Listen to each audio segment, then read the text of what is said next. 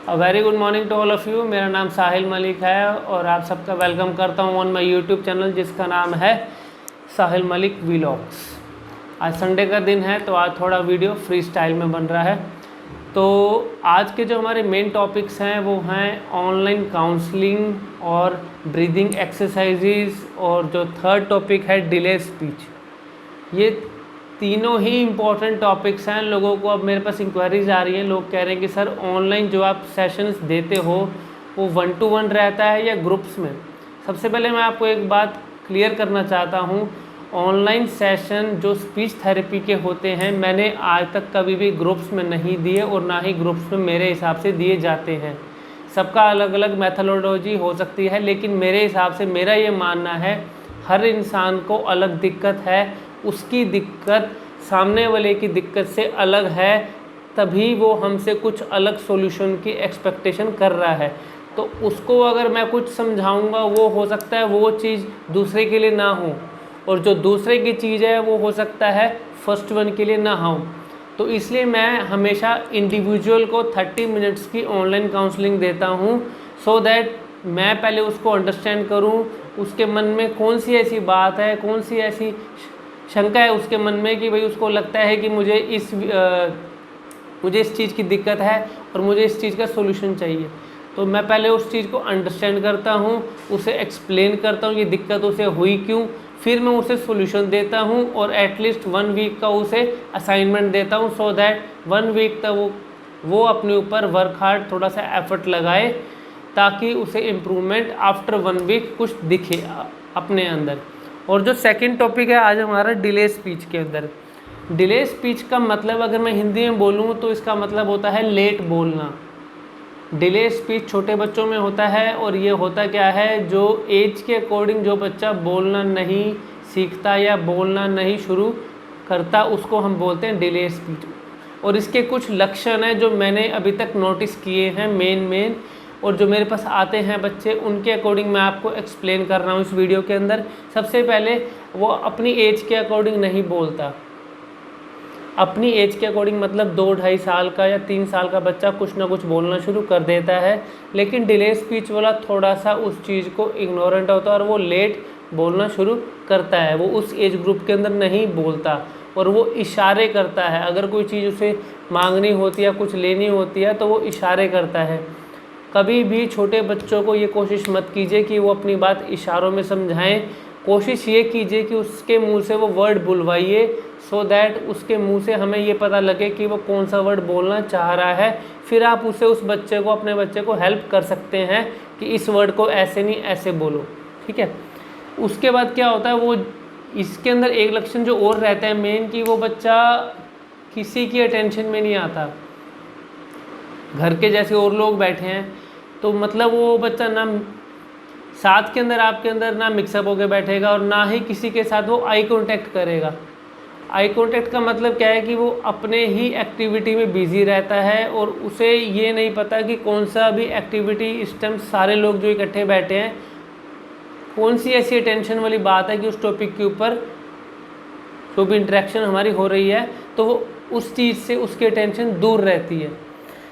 उसके बाद क्या है, वो अगर हम कोई चीज़ उससे अगर पूछते हैं, फॉर एग्ज़ाम्पल मैंने अगर उससे उसका अगर नाम पूछा तो वो क्या करेगा, वो अपना नाम नहीं बताएगा, या उसे वो बात मेरी अंडरस्टैंड नहीं हुई, या उसे ये नहीं पता मुझे बोलना क्या है, जिसकी वजह से उसका रिप्लाई नहीं आता, या अगर आता है तो बहुत लेट बोलता है और वो भी उसको टुकड़ों के अंदर वर्ड बोलता है वो।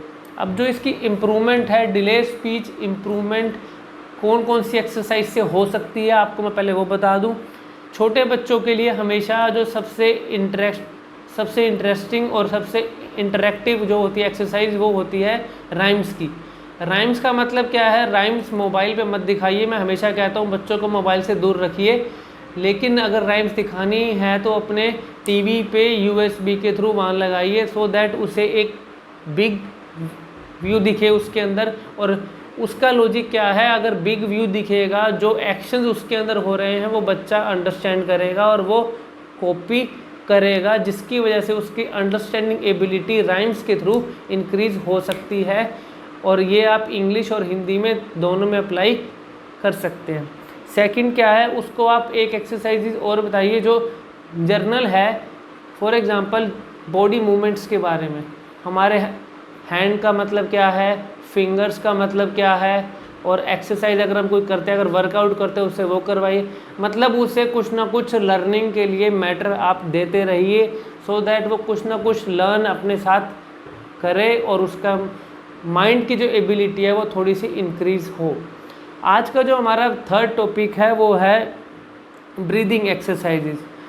मेरे जो लास्ट वीडियो था, लास्ट वीडियो के अंदर मुझे मेन जो आए कमेंट्स वो यही आए कि सर आप ब्रीदिंग के ऊपर एक वीडियो बनाइए, ब्रीदिंग एक्सरसाइजेज। अब देखो हर किसी के लिए हर बंदा अलग अलग समझाता है, लेकिन मैंने जो बच्चों को अभी तक समझाई है, जिन लोगों को मैंने अभी तक समझाई है, उनको इन एक्सरसाइज से 100% रिजल्ट्स आए हैं। तो इसलिए मैं सिर्फ वही एक्सरसाइज आपको आज समझाऊंगा। सबसे पहले एक चीज़ देखिए, ब्रीदिंग एक्सरसाइजेज के लिए अपना बेसिक पे आइए। सबसे पहले जो साउंड, जो हमारी आवाज़ निकलती है, साउंड अ आ ई उ ए ओ, इनकी साउंड की थोड़ी सी लाउडर प्रैक्टिस कीजिए अकेले बैठ के। अगर आपको लगता है कि मेरा ब्रीदिंग लेवल छोटा है और मुझे उसको लंबा करना है, तो सबसे पहले अ आ ई, जितना लंबा लेके जा सकते हैं उसको लंबा लेके आप थोड़ा सा जाइए। और सेकेंडली ओम की एक्सरसाइज मैं हर किसी को रिकमेंड करता हूँ। ओम की आपको मॉर्निंग में उठ के 11 टाइम्स ज़रूर करनी चाहिए। ये आपके फ्लुएंसी में हेल्प करता है, क्लैरिटी में हेल्प करता है, और साथ ही साथ आपकी ब्रीदिंग लेवल को इंक्रीज़ करता है। ओम की एक्सरसाइज का ब्रीदिंग के साथ सिर्फ एक कनेक्शन ये बनता है कि स्टॉप वॉच लेके आप मोबाइल में लगाइए, स्टॉप वॉच साथ लेके बैठ जाइए। एक बार ओम बोलना, ओम बोलने के लिए मुंह से, अगर ब्रीदिंग की एक्सरसाइज, अगर ये लगता है कि मुझे एक्सरसाइज की ज़रूरत है ब्रीदिंग में, तो मुंह से सांस लीजिए। नाक से ब्रीदिंग का वो एक अलग नेचुरल हमारा है फिनोमिना, लेकिन जो हमें ब्रीदिंग को अपनी इंक्रीज़ करना है वो मुंह से सांस लीजिए। मुंह से मतलब मुंह से अंदर खींचिए सांस, ऐसे मुंह से अंदर खींचोगे, और फिर अगर ओम को उसको बोलने में यूज़ करोगे तो स्टॉप वॉच लेके आप ये नोटिस कीजिए, जैसे मैंने ओम बोला, ओम, कितना लंबा मैं ओम को एंड ऑफ द, जो भी मेरा आखिरी सांस है, मैं ओम को कितना लंबा खींच सकता हूँ, उसके अंदर अपना ये लिमिट नोट कीजिए कि स्टॉप वॉच ने कितने सेकंड हमारे दिखाए। अब नेक्स्ट अटेम्प्ट के अंदर आपने ये कोशिश करनी है, अगर 20 सेकंड या 25 सेकंड तक अगर आपका फर्स्ट अटेम्प्ट आया है, तो सेकंड अटेम्प्ट एटलीस्ट 30 सेकंड पे आए, उससे अगेन 35 पे आए।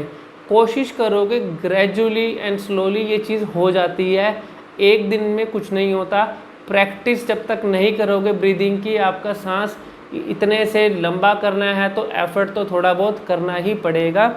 और उसके अलावा दो एक्सरसाइजेज आपको और बता देता हूँ इसकी। एक है बैलून फुलाना।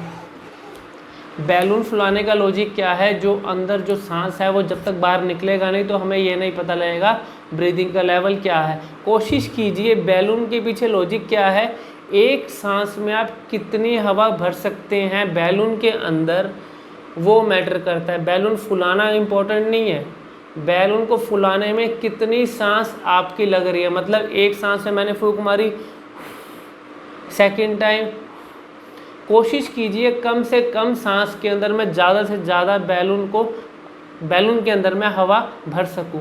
ये एक्सरसाइज का लॉजिक ये है बैलून का।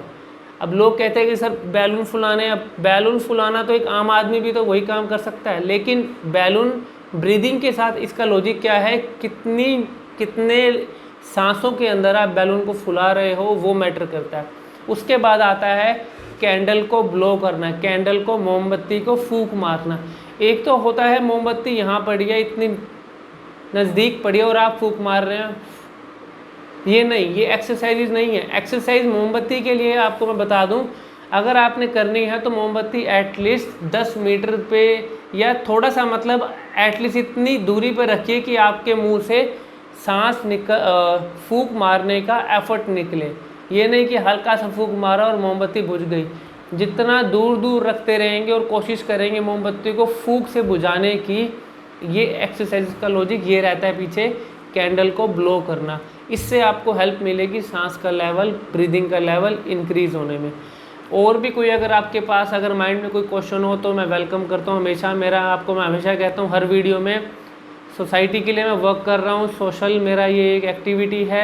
अगर किसी को मेरे वीडियो से हेल्प मिल रही है तो I am very much thankful to you. अगर कोई आपकी इंक्वायरीज हैं तो मेरे कमेंट सेक्शन में ज़रूर लिखिएगा। सब्सक्राइब ज़रूर कीजिए साहिल मलिक व्लॉग्स, शेयर ज़रूर कीजिए। Thank you very much, God bless.